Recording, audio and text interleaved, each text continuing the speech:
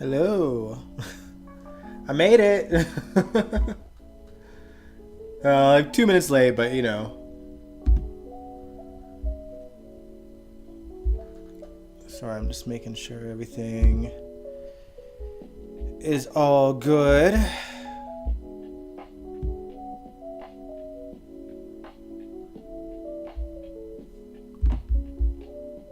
I do think that this is... There we go. There we go.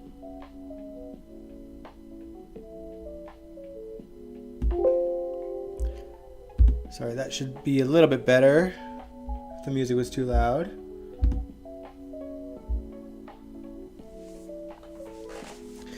Huh.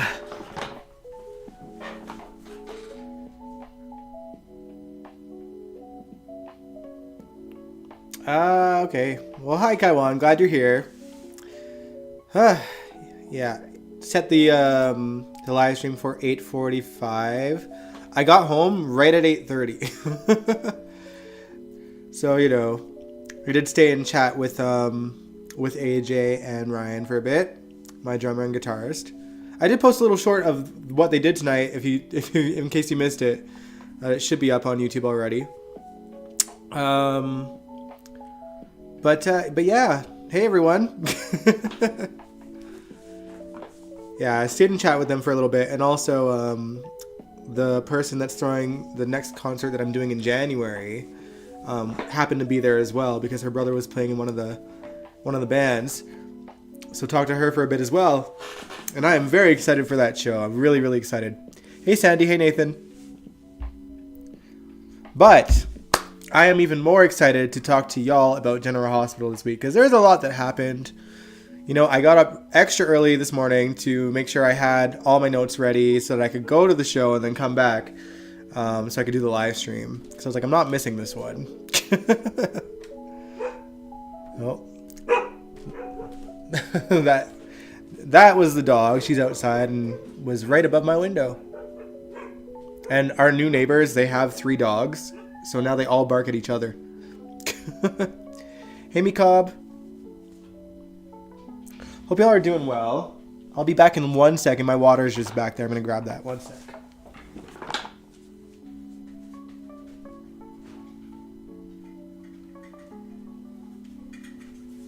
All right. There we go. Mind the mess behind me. Hey, Dawn.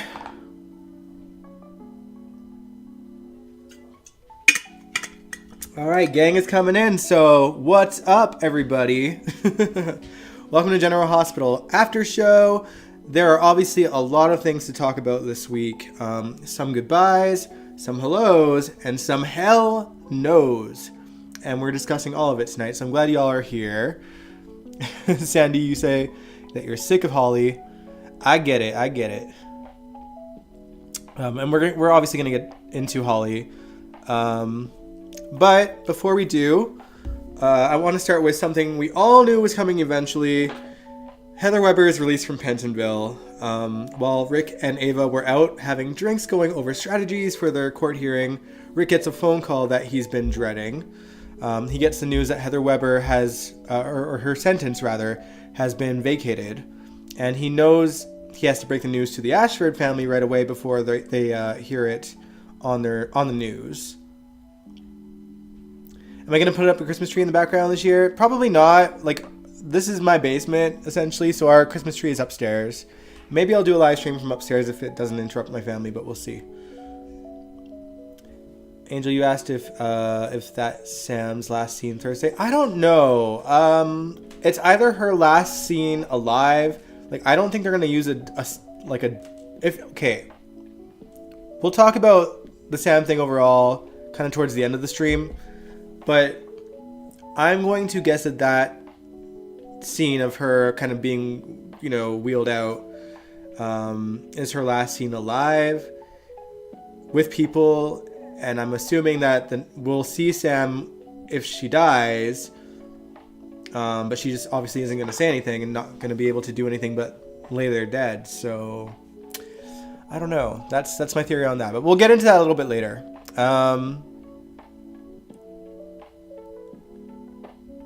You love what Portia said?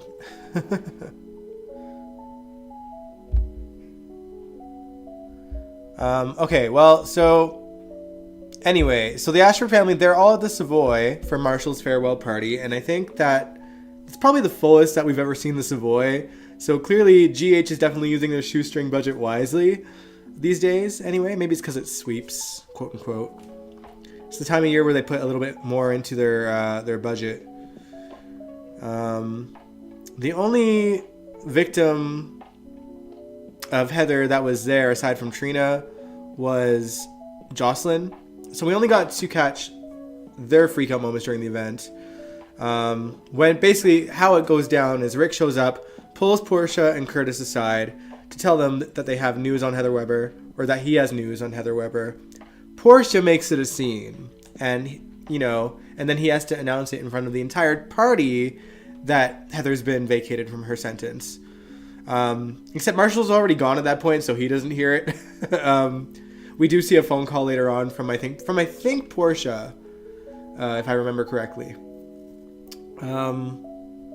But yeah, so Jocelyn and Trina were obviously freaked out. Diane wasn't at the party, but we do see her reaction to Heather being released a couple days later. She's obviously not thrilled either. Sasha is a little bit busy and a little bit distracted to really react to the news, and we'll get into why in a little bit here. I do have to say, I'll give credit to Rick for actually having the courage to just go right to them immediately instead of cowering and hiding over it. He knows he effed up. Like, he knows. But all the same, it's kind of on Scott, who kind of set this in motion to put the idea in Heather's head that she could, get out and get a good payoff. Rick just kind of continued it.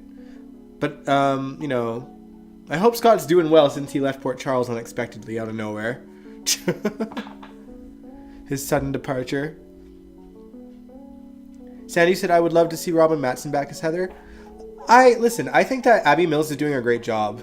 I mean, obviously, you can't beat the originals. I know she's not the original, but she has been playing Heather since the 80s. So I completely understand why people wouldn't want her back, but I also think that Allie is doing a great job. So I don't hate that it's not Robin, honestly. I think she does a great job, and she's made Heather, yes, eccentric, but she always has been, but she also is making her feel a bit more realistic, I think. Like, she does a good job at kind of grounding Heather, which is not seen in Robin's version of Heather. Especially since the Frank Valentini days. But even, like, when I think back to, like, her 2004 visit, she was very, like, cartoony back then, too.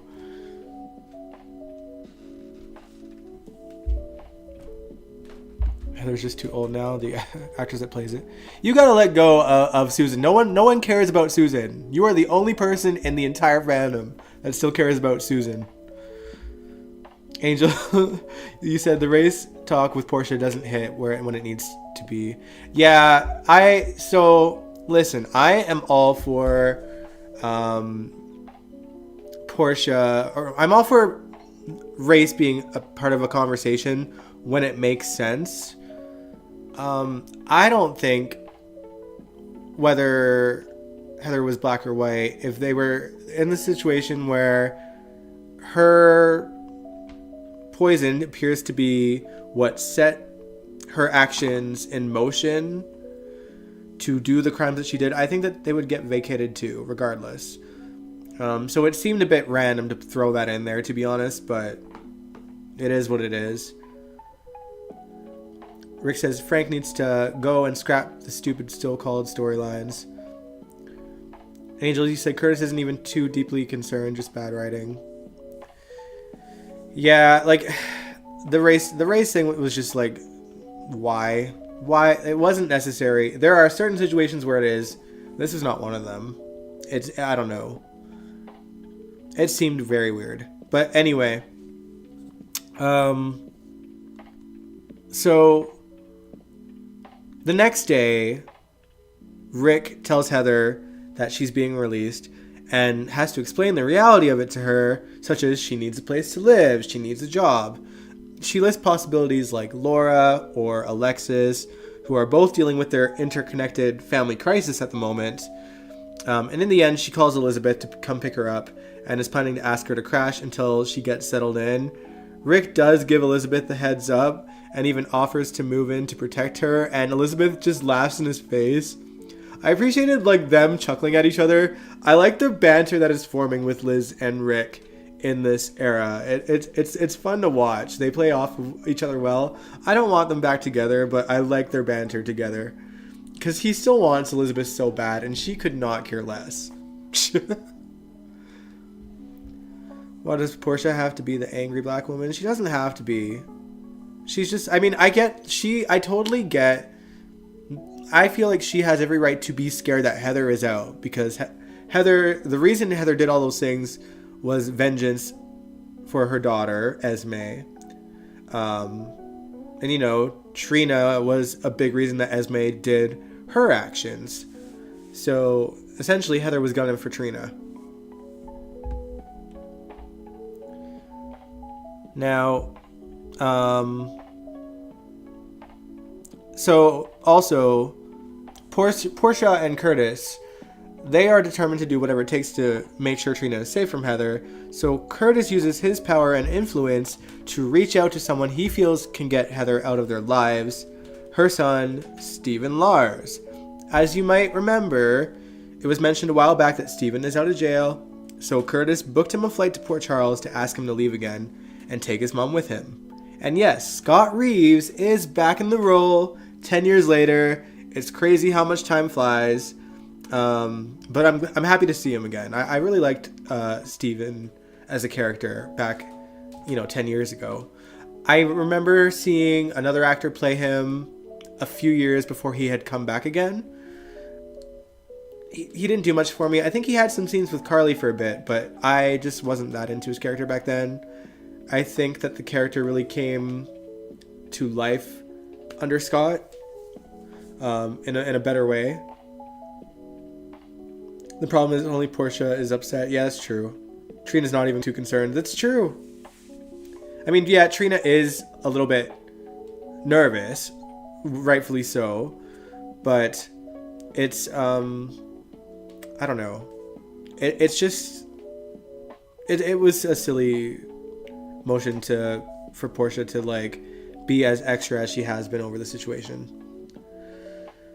Because even Curtis was like, I don't think Heather's going to kill again. This is when Curtis went to go see Heather for himself.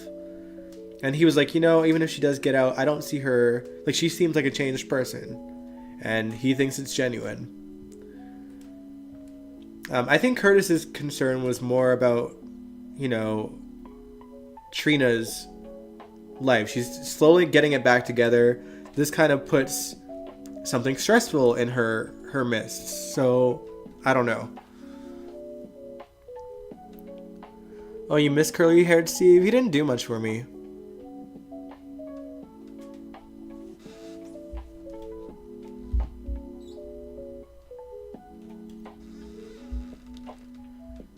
I don't know about that, Kawan. Alright, now, so like I said,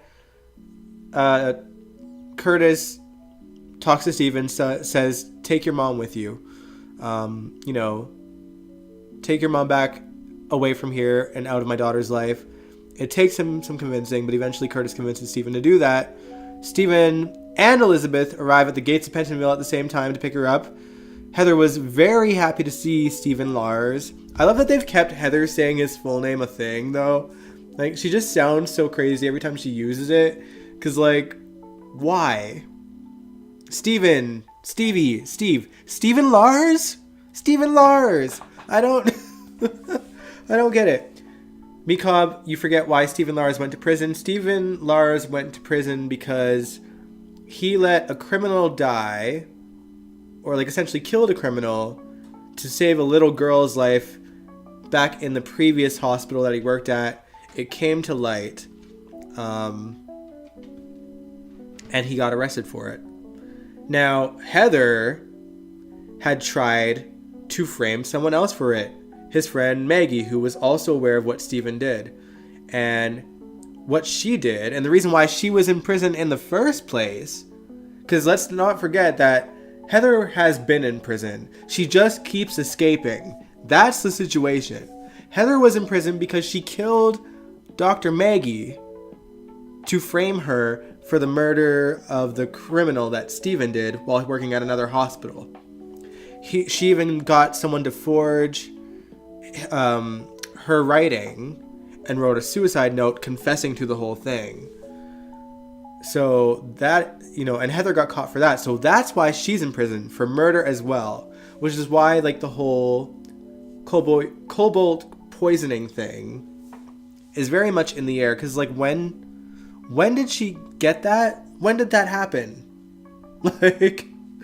Like it's... I'm trying to figure it out, because there was the murder she committed in 2012 of Maggie. Was the cobalt poisoning before or after that? Also, before 2012, back in 2004, she murdered a cop. Was the poison before that? The only thing that's up in the air is like the time between the 80s that she left and 2004, where she seemed to be living a relatively, as far as we know, normal life. She hadn't committed any murders as far as we know. Did it happen in that time frame? I don't know. And since that was 2004, when Heather had committed the murder of that cop, that from this point would be 20 years, which is around what I think Esme's age is supposed to be, right? So, like, I'm so lost on the plot here. Did Heather get pregnant before 2004 and have the baby and then just showed up in Port Charles, or after? Like, I don't I don't know.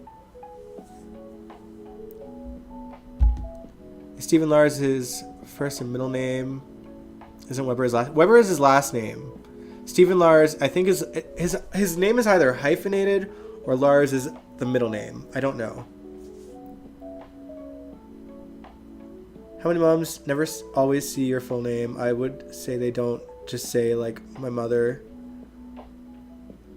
I mean, I don't know. I feel like moms, like, if they use a full name, it's, like, because they're mad at their kid.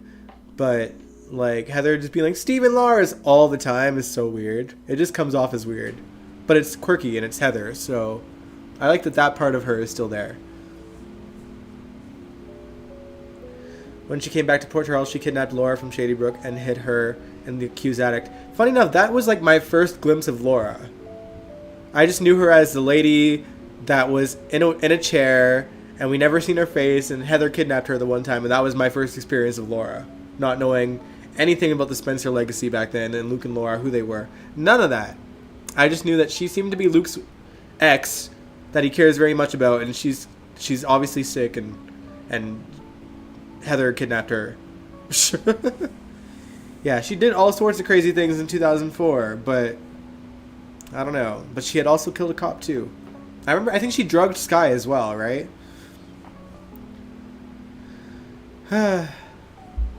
Who knows, though? But anyway, yeah. So like I was saying, though, going back to the conversation, Stephen and Elizabeth, they arrived at the gates of Pentonville to pick Heather up. Heather was very happy to see Steven-Lars. And Steven, he says that he wants a moment alone with Heather. So they go to Bobby's for a BLT, because of course that's what Heather wanted, and he's trying to butter her up a little bit. And eventually he convinces her to leave with him out of Port Charles. Of course, she wants to say her goodbyes. So they go to the hospital, which is where she runs into Laura. And that's kind of how the week ends, at least in terms of that story. I feel like somehow Laura's going to convince her to stay. We'll see. Me Cobb. Heather and her love of BLTs. Yeah, she's got to love them. Angel, you said my mom mainly called me Nicole or my full name when I was in trouble or she wanted my attention sharply. Other than that, it was Nick or Nikki. Like, I've never in my whole life I don't think my mom has ever been like Dion Lee Gabriel King. Like I don't think like never in my life. So I don't know. Not even so much Dion Lee. But yeah. Now, while Heather hasn't said goodbye yet, and Marshall has, Marshall wasn't the only one who left Port Charles this week. Little girl Violet also did the same. She had her emotional goodbyes with Tracy and Brooklyn, and of course Chase. Even Yuri was around to say goodbye to Violet. Now, Tracy and Violet scenes were super sweet. I love that their relationship was shown quite often on screen, making their final scenes very sweet. And very on brand to their relationship, I think. Just the utmost respect that they've always had for each other whenever we get to see them have a one-on-one on screen. Now, the contrast to that is the way that we had Brooklyn and Violet so emotional for their goodbyes. Because I feel like we didn't really get to see their bond all that much on the show. Like, it didn't ring as authentic to me, in my opinion. Just because we didn't really get to see, like, their relationship on screen that much. Which is the price you pay when you forego building a relationship on screen. But I do think that Amanda and Joffiel did a great job acting-wise regardless. They tried to sell their closeness, and they did the best with what little was given them writing-wise. You know, and did not a bad job despite the lack of writing for these two's relationship. So yeah, I don't know. I'm sure we'll see Violet again. They'll probably have her come and go off screen. Maybe come back in the summertime to hang out with Uncle Chase and Aunt Brooklyn and Grandma Tracy.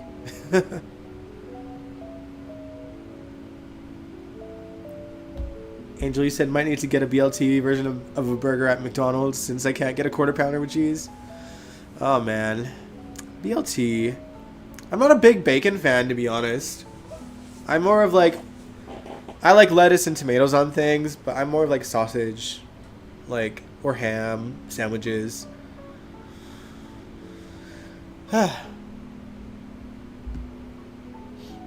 And sorry, my nose is a little bit stuffed up. I haven't taken allergy pills today.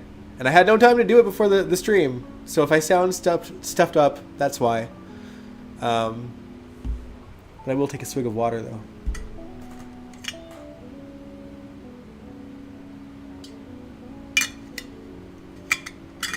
So let's switch gears and change the subject.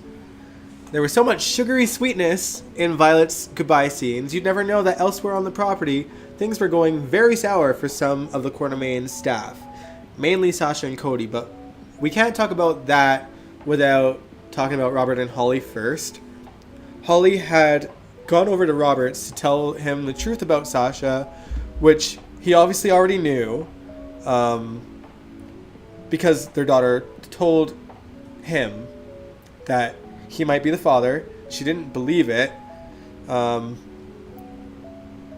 yeah, it's like, this story is so hard to actually get into because it sucks. Like, Holly obviously explained all the things that she did to Sasha about what led to their daughter, none of which jives to anything that we had seen on screen at the time that she was supposedly conceived.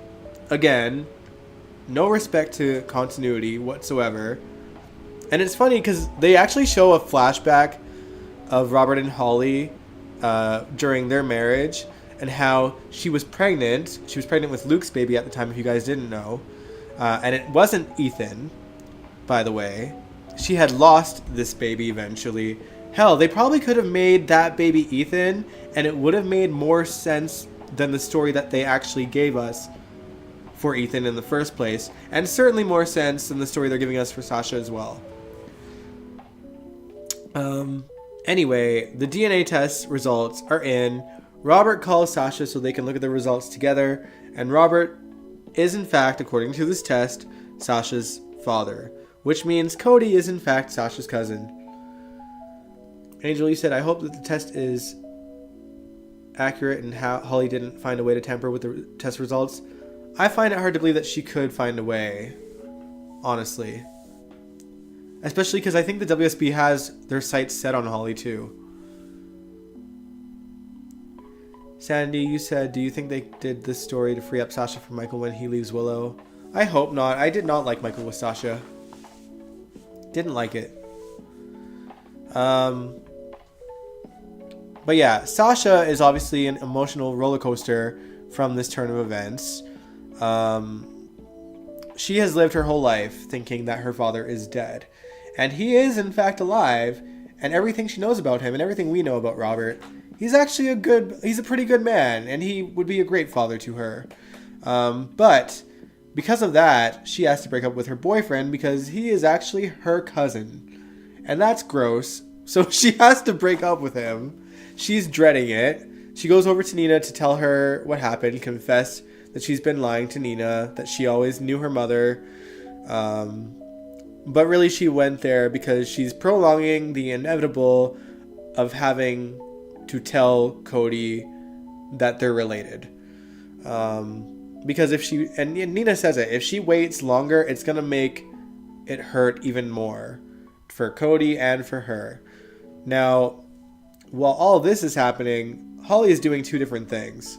The first thing she does is go to Sonny Corinthos and asks him to move the diamonds that she stole from Sidwell for her. Obviously not letting him know that they were stolen. And Sonny's thinking about it. He does talk to Jason and asks what really happened down there, just so he can get a gauge on if this is worth it. Now, the second thing she does after leaving Sonny's is she pays Cody a visit and tries to tempt him to give into a situation that his past self would have been very curious about. But since he is a changed man with a family and a girlfriend that he loves that has changed his life, he turns her down. Sasha gets back there and kicks Holly out. And Cody's like, what did she do to you? And she tells Cody that she's her mom. And is presumably going to break the news that Robert is her dad probably tomorrow. Again, this story is pathetically bad. There was absolutely no point to do this to Sasha. Holly's not a character that can even be on screen for more than a couple months at a time, a year, because Emma Samms doesn't even live in the country. And Robert is a character who we are lucky if we see 6 times a year. So,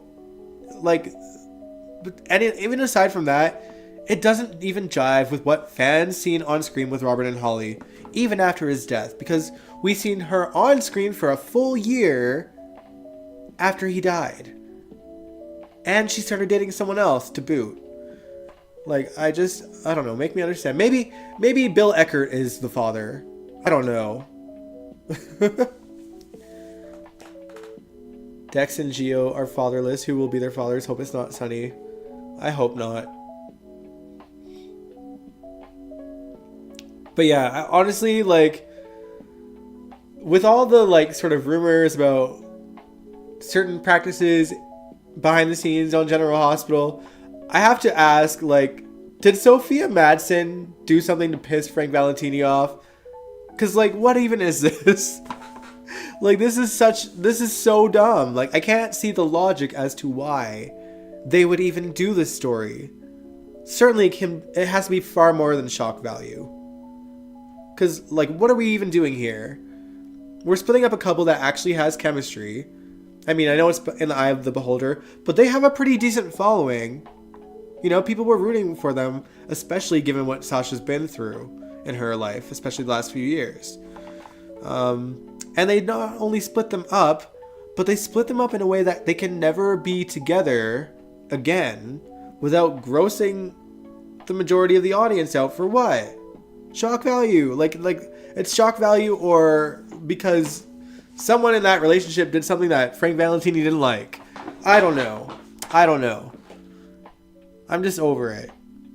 Yeah, the story is truly ridiculous, Sandy.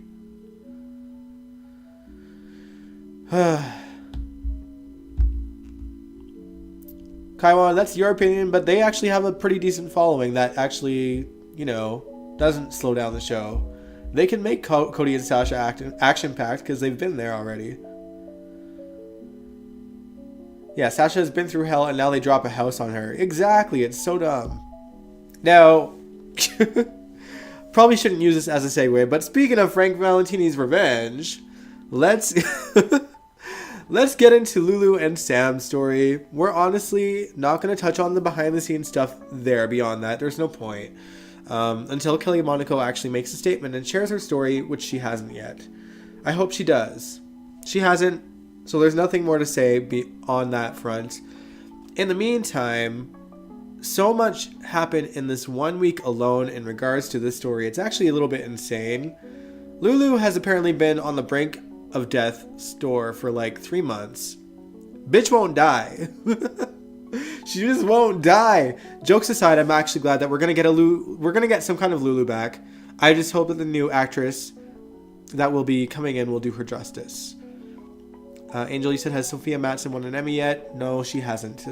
She hasn't. But anyway, you would think that she couldn't get even closer to death's door the way that the show has been describing the state of Lulu. But she gets there, apparently. Lulu now has a blood clot that has to be removed before the transplant can even take place, which is risky in itself, so much so that most of the doctors are convinced that the surgery would be in vain and won't help Lulu. Lucky, however, thinks that Isaiah can do it. He's given him Patrick Drake type praise, a doctor that can truly bring in miracles.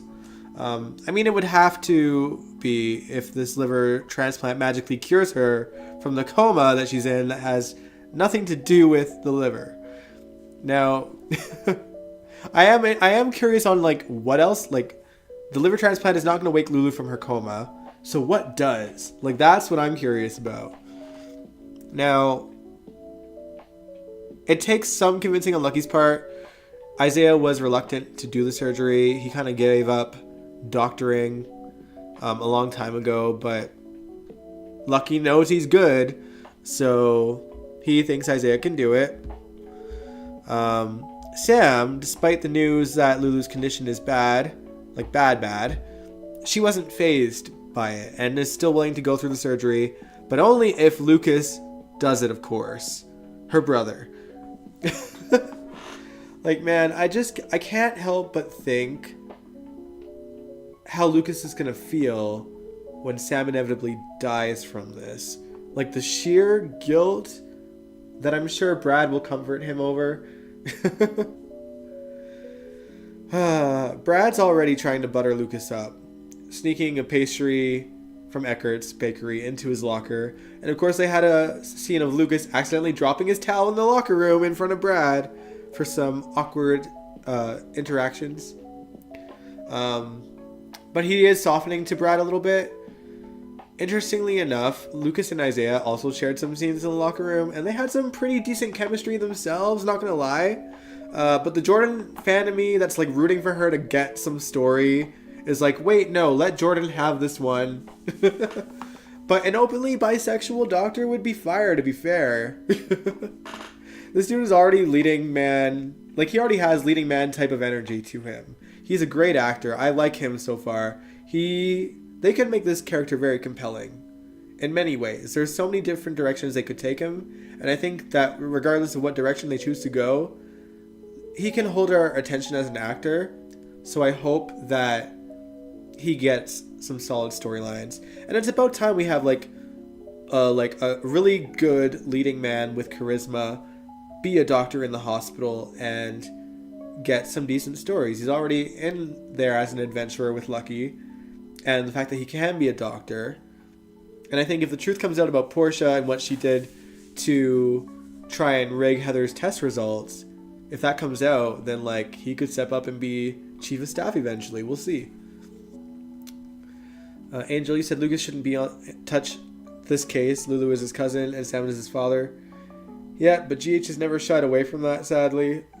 They should, but yeah. You're right. How are Rocco and Danny going to cope? Danny's mom dies, Rocco's lives. That could easily bring some problems for them to deal with. And I hope we get to see like the tension between those two, because they've probably gotten close, all living with Sam and Dante. But I don't know. It's gonna be messy. It's gonna be messy for sure. Back to Sam though. I will say, while it is unfortunate that Kelly Monaco isn't going to be on the show anymore, and how they're letting Sam go out in such a quiet yet random way, that it did feel like the writers made every effort to give Sam a decent send-off regardless. Like, all week we've gotten to see her share some great scenes or moments with a lot of her long-term colleagues like Kirsten Storms and Bradford Anderson, who play Maxie and Spinelli. Both of which her character is close friends with, and I think that they're pretty close off screen as well.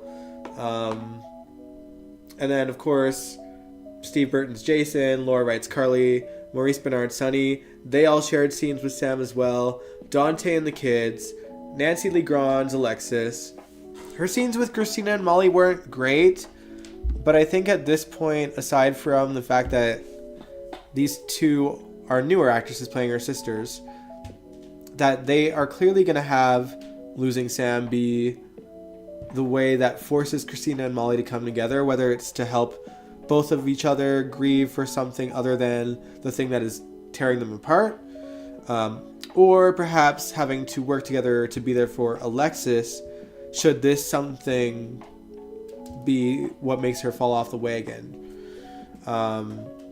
Which is definitely possible. I mean, if there's ever a reason to dive into a bottle, it would be losing your kid while your other two kids are at war with each other. Like, I'm surprised that Christina and Molly have not already caused Alexis to drink.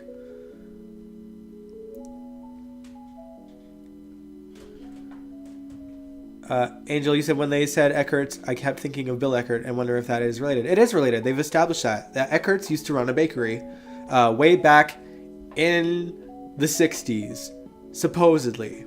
And we learned that during Luke's kind of big storyline about his past and how he killed his parents, and Bill Eckert was there. The Eckert family ran a bakery back in the 60s, according to that part of the story. So that's why. The Eckerts are definitely the Eckerts that you're thinking of. Back to Sam, though. I think the only people that I kind of wish that had some kind of moment with Sam that didn't really get a chance to, or didn't get a chance to at all, really, were Michael and Lucky. Now, Sam and Michael might not be as close as they once were, but she was there for him in some pivotal moments in his life, particularly after he was raped in prison, and he wanted to, pick up his life. She introduced him to Abby. Of course, Abby eventually dies, but Sam was there for like a pretty heavy moment in his life, and they did get close because of that. Hey, Sabrina. I hope we get Sam's flashbacks. I hope we do too. But yeah, Lucky, while Jonathan Jackson wasn't in the role while they were in a relationship, was still an ex-boyfriend of hers regardless, one that she remained civil with after their breakup, and still shared scenes with Jonathan Jackson's Lucky after Jonathan Jackson came back the first time. So they've always intertwined as characters, and I'm a little upset, especially because Sam is saving Lulu's life, that they didn't share some kind of scene before she went into surgery. But regardless, I did think that what we did get was really great. You could definitely see the tears through the smiles of the actors, and you can tell that they were genuine, and probably had to do with the fact that Kelly is leaving the show. And the final moment before she was wheeled away to surgery, with so many of her long-term co-stars, connecting characters looking back at her, was incredibly sweet too, especially when she held the sign language version of I Love You up in the air as they wheeled her away. And something I'm sure all die-hard Sams fans would recall. It's something that she's done multiple times over the years, stemming from a story back in 2010, from when Sam was temporarily deaf due to an explosion during the Balkan storyline. Molly had showed her how to say "I love you" in sign language. We've seen her give that to Jason multiple times over the years, and Kelly did say that was an unscripted moment. So that was really cool that they kind of had her going out like that. Now, again, we've talked about it earlier, whether or not we are going to see Sam post-surgery is still up in the air. Some people are stating that this was actually Kelly's final scene. My guess is that it's just the last scene that we'll see of her alive and interacting with people, and the next thing we'll see is her dead in a hospital bed. But how wild would it be if they changed their mind on killing the character and then suddenly she's just recast with like Lindsay in the role or something? I think fans would still be mad, but like at least Sam's alive. I don't know. We'll have to see. I mean, honestly, a Sam and Lulu love triangle would be probably fun to watch. Thought it was a heavy metal thing. Heavy metal thing is when it's just this. Heavy metal is this. It's like devil horns. But when you put the thumb out, it means I love you in sign language. But I will do both at shows. I will do this to be like, F yeah. But also at the end of show, when I'm just like enjoying the band and I love them, I'm like, yes, much love to you guys. So, but they are different. If I remember correctly, it's Holly's fault that Sam's brother got killed. Well, I feel like Danny died pretty early on when they were still trying to figure out the antidote, but I don't know if it was already established that she was holding the antidote for ransom at that point.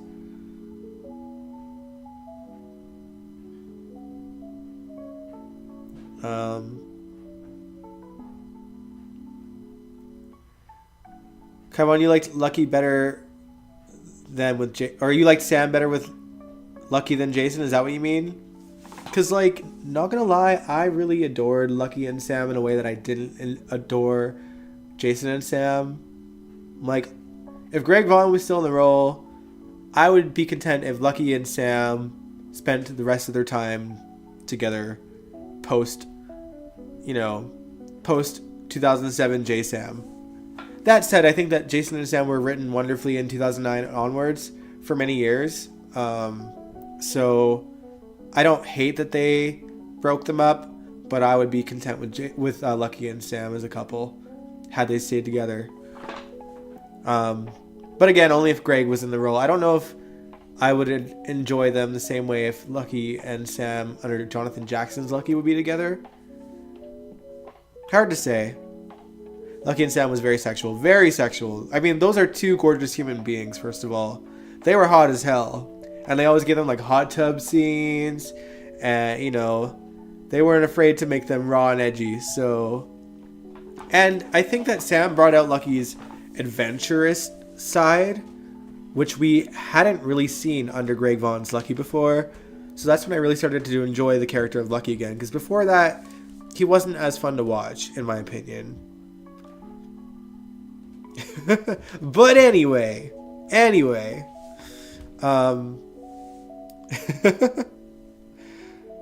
There's not much more to say on the show. Like, the only other thing worth mentioning is that Anna is officially back on the search for Charlotte. She and Laura had a very lovely heart-to-heart about the Spencer family, how impressed she was with Lucky, how much her children have Luke inside of them, and eventually it leads to a conversation about Valentine and Charlotte. So, she's on the lookout for them again, and trying to track her down, track Charlotte down. She even goes to Alexis to ask if she's heard from him. Alexis is surprised because she assumed that Anna would know better than her, but she doesn't. Personally, I'd be cool if we never seen Valentine again, and Charlotte. I don't care, but Charlotte is Lulu's daughter, so I get it. I don't know. Angel said I don't think Jonathan Jackson and Kelly could make them work. Hard to say. Maybe Kelly I think that they could have. Because I feel like Kelly manages to have good chemistry with all of her co-stars, whether it's sexual or friendship or otherwise. But they just didn't really write like a really bonding friendship or relationship with Jonathan's version. They wouldn't have been as sexual. But Lucky does have an adventurous side, and I think that would be fun to watch. And I think that Kelly could make that work. Bring back Mrs. Wee. Do you mean Woo? Like Selena?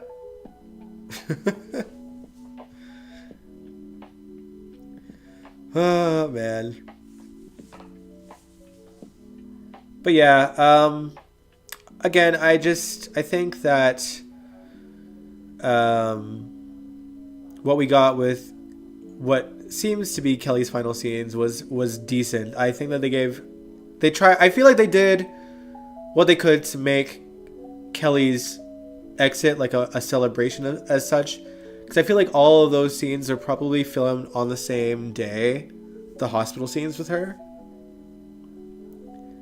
Yeah, they brought Cyrus back. They did. What for, I have no idea, other than to be a thorn on everyone's side, but we'll see. Maybe he's committing some mercy killings. I think we talked about that theory last week. Maybe he's the reason why the ventilator got turned off. He did say that he gave Lulu some kind of gift.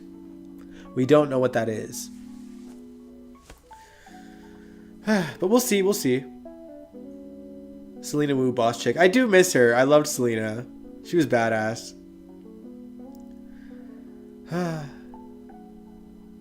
But yeah, that's all she wrote on the show's front. I'm sure there's some minor things that I've not talked about here and there. I know that Gio crashed at Trina's apartment, which is at the Q's property anyway, just to protect her, keep her safe.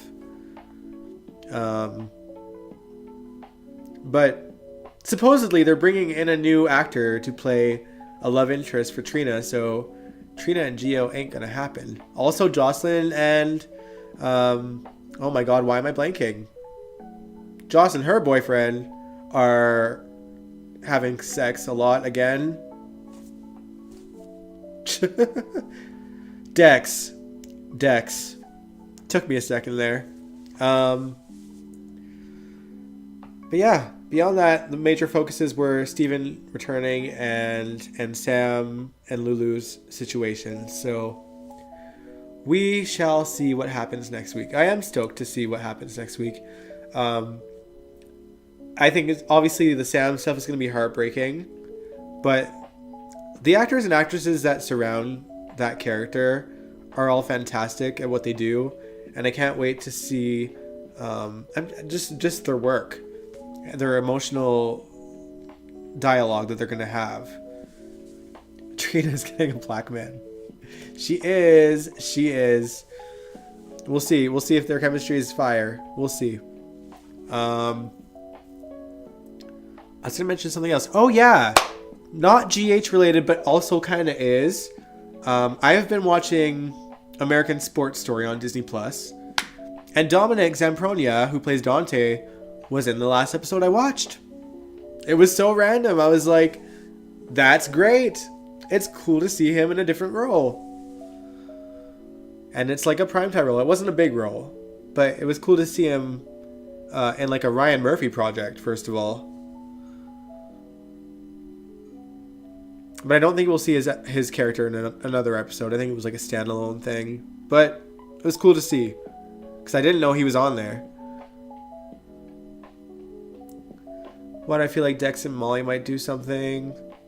I mean, they're putting them in scenes. It doesn't necessarily translate to their testing their chemistry. They could just genuinely be giving her a friend to talk to, because Molly really doesn't have any friends. And, like, characters need friends to give them, like, A, screen time, and B, other people to kind of, you know, be a listening ear, because she has no one to talk to. Rael Andrews, yeah, he signed for the Gates. Rael Andrews, who played Taggart, has been signed to be on the new soap opera.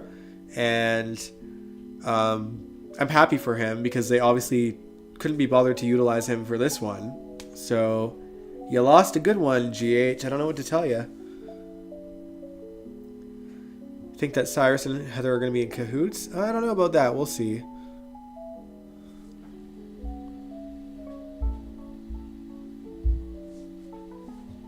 Hot in Cleveland. There was a lot of problems on that one.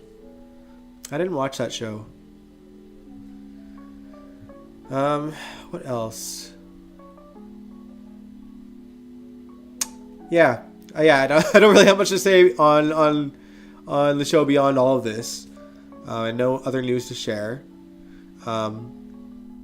But in terms of live stream, this Wednesday, to have like sort of a Halloween special live stream, even though Halloween is Thursday, Wednesday we are going to take a look at some of GH's best villains. Some of you have already given your suggestions in the community post that I did the other day.